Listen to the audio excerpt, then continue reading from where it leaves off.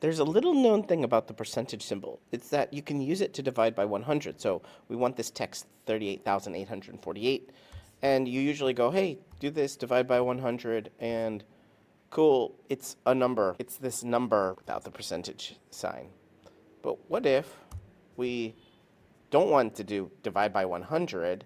There's another way, and there usually is another way to do exactly the same thing.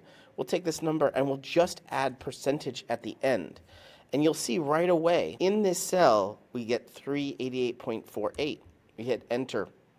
Now your format might be plain text, or I would prefer automatic in this particular case. And we can also do this to divide by 1,000. I'm going to show you how to do that. So we just take B4, add a percentage sign, and you think, oh, just add another percentage sign, but that won't work. We need to add parentheses around it.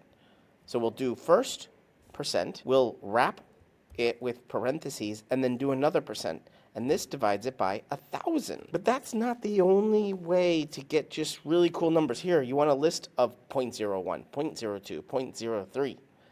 We can do array formula, sequence, and we're going to say we want 3 numbers.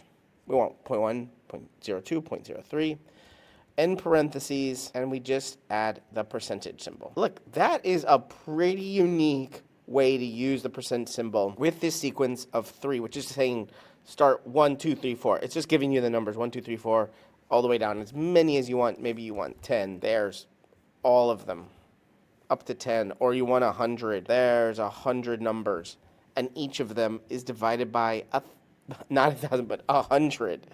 That's pretty cool, right?